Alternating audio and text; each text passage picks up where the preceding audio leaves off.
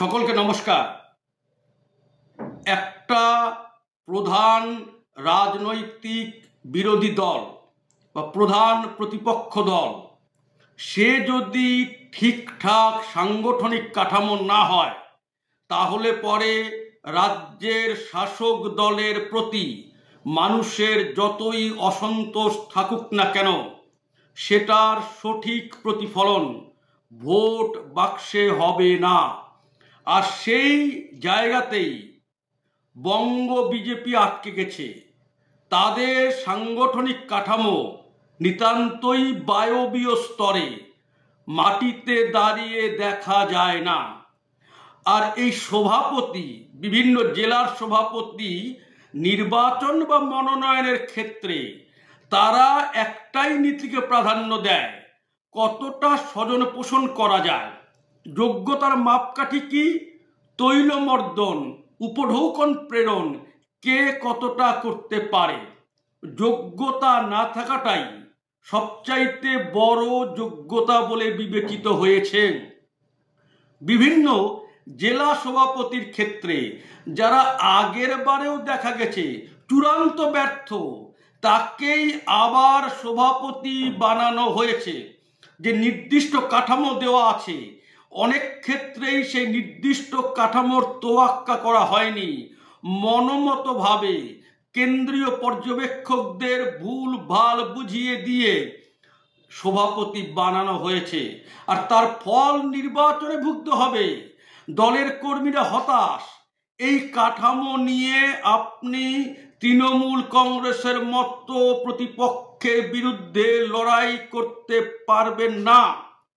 2026-এর কঠিন লড়াইয়ের ক্ষেত্রে এই নড়বড়ে সাংগঠনিক কাঠামো নিয়ে আপনি বৈতরণী পার হতে পারবেন না।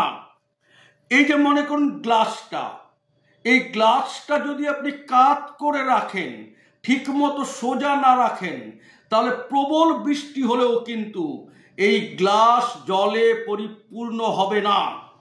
তুমুল বৃষ্টিতে চারদিক ভেসে যাচ্ছে, কিন্তু গ্লাস আপনি কাত করে ধরে আছেন, আপনার গ্লাস সম্পূর্ণ ভরবে না।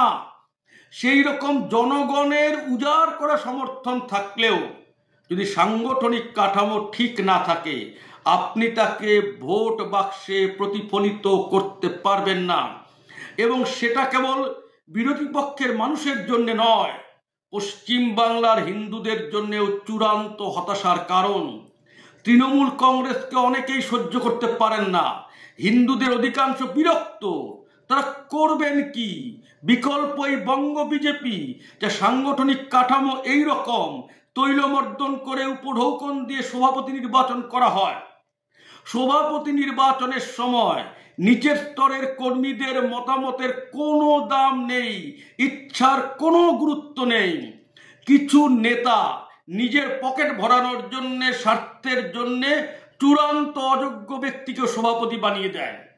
আরেকটা ফ্যাশন দাঁড়িয়েছে, কে কোন জন্মে কবে এবিভিপি করত তাই দেখে সভাপতি বানানো হচ্ছে।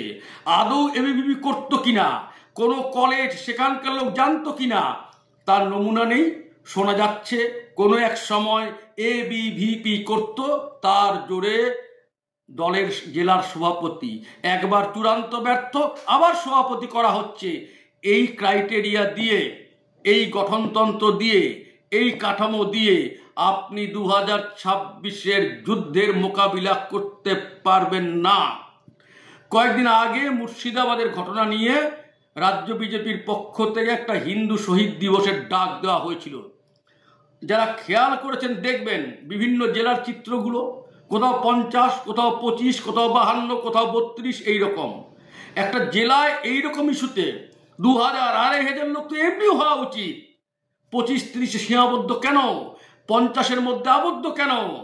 সাংগঠনিক কাঠামো এইরকম। চূড়ান্ত ব্যর্থ ব্যক্তিদের নিজের লোকের জন্য, কিছু পাওয়ার জন্য, উপহার পাওয়ার জন্য, বিশেষ সুবিধা পাওয়ার জন্য সভাপতি বানিয়ে দেওয়া হয়েছে। এই জিনিস দিয়ে এইরকম সভাপতি হলে অন্য নেতারাও এইরকম হবে। এইরকম দায়িত্বপ্রাপ্ত চেয়ার দিয়ে, এইরকম কাঠামো দিয়ে 2026-এর মোকাবিলা কি আদৌ সম্ভব? এবং উচ্চ নেতৃত্বের কাছে, কেন্দ্রীয় নেতৃত্বের কাছে এই স্পষ্ট বার্তা যাবার প্রয়োজন রয়েছে যে ঠিকঠাক মতো কিন্তু সভাপতি হয়নি, এই কাঠামো দিয়ে নির্বাচন জেতা কিন্তু অতিশয় দুঃসাধ্য ব্যাপার। এটা পশ্চিমবঙ্গের স্বার্থের জন্যে ঠিকঠাক গঠনতন্ত্র প্রধান প্রতিপক্ষ দলের থাকা অত্যন্ত জরুরি। এটাই আমাদের বক্তব্য। ভারত মাতা কি জয়।